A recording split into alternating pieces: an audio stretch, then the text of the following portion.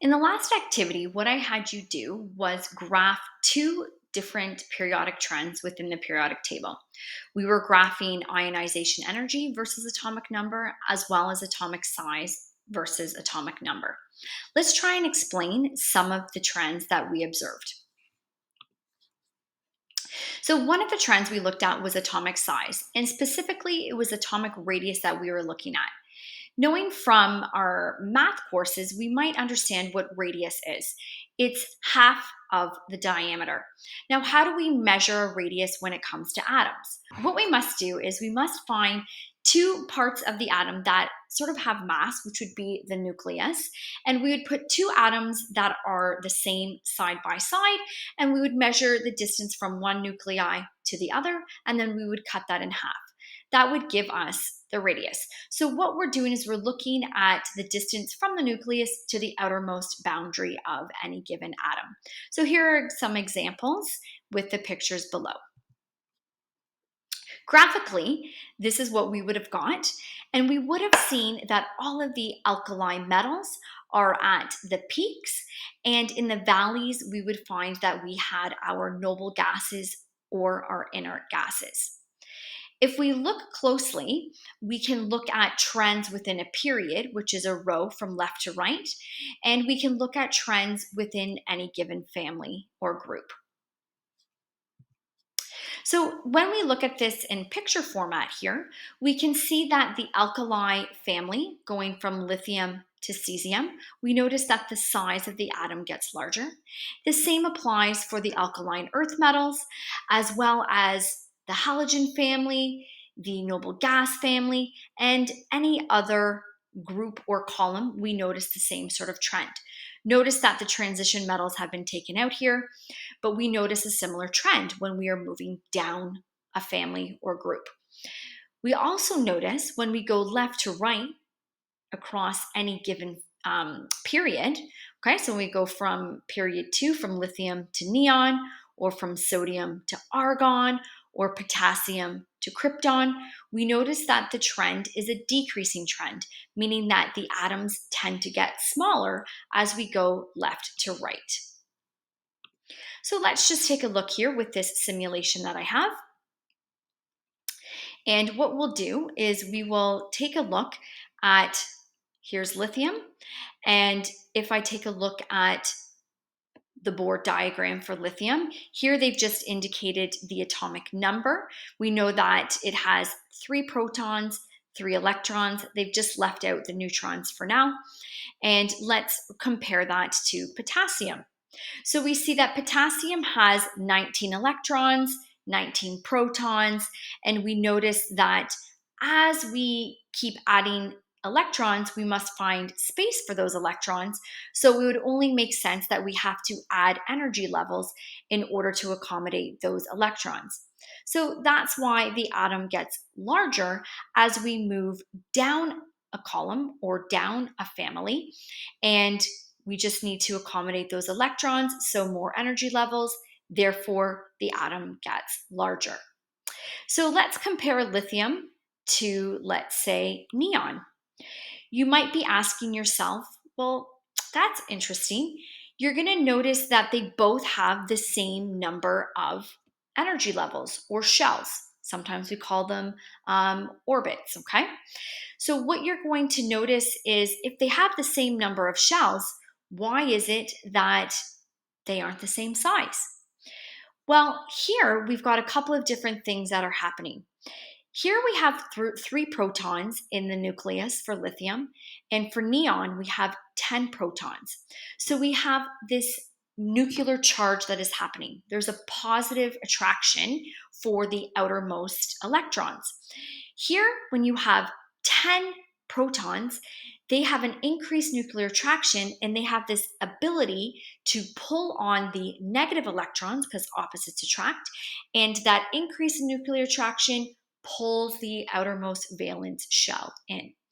Whereas 3 protons here, they don't have as much pull on those outer electrons, and therefore we get a larger atom. So as we go left to right, what ends up happening is we have an increase in the number of protons, which increases the nuclear attraction for those outermost electrons.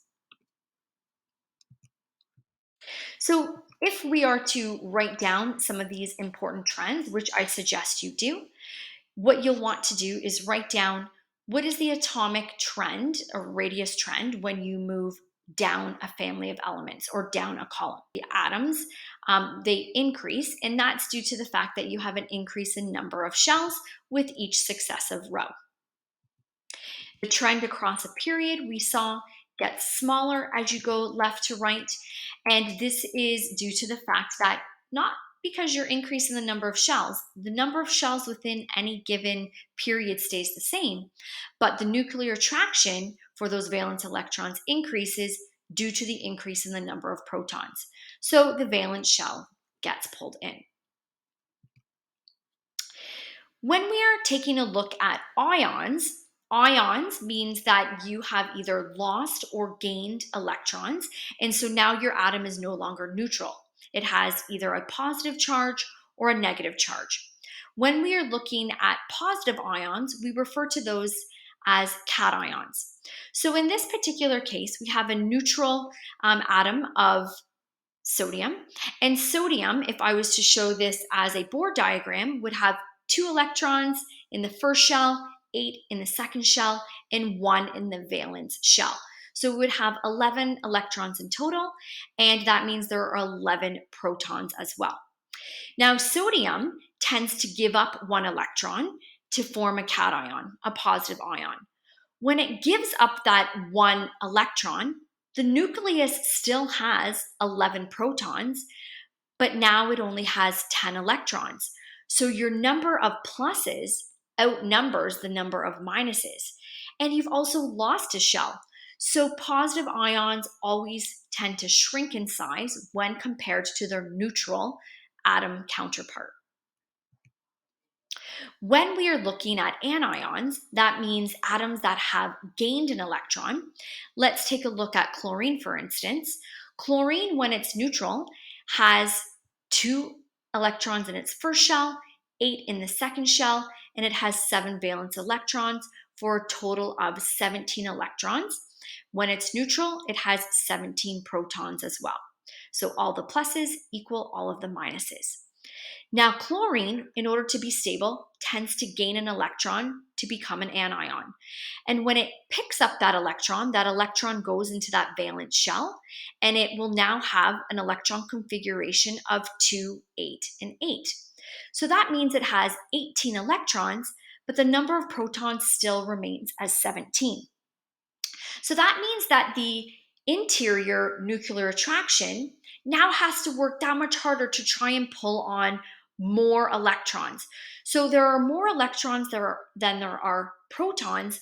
So the atom tends to grow because the nuclear charge cannot pull on 18 electrons as strongly as it did with only 17 when it was neutral.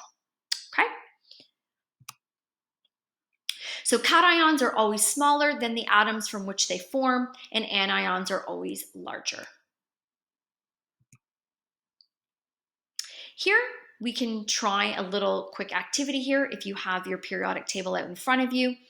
Could you predict which of these pairs would be larger out of the two? So we want to look at their location in the periodic table. When we look at potassium versus bromine, which one is larger? Pause, get your periodic table. Let's see how you do.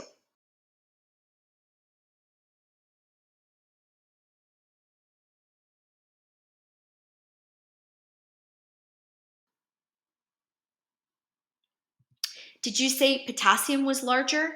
You would be correct.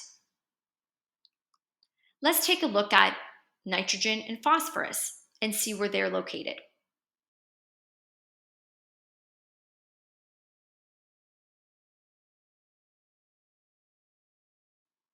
Now they're located within the same column, not the same period. Which one is farther down? Phosphorus. So phosphorus would be your answer here.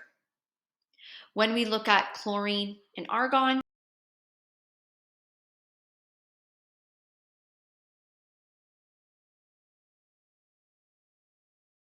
Chlorine is just to the left of argon. And remember, as we go left to right, the atoms get smaller. So argon would be smaller than chlorine. So in this case, it's looking for which one is larger. It would be chlorine.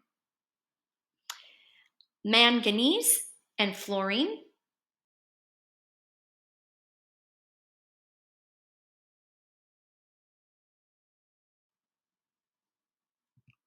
Manganese would be larger.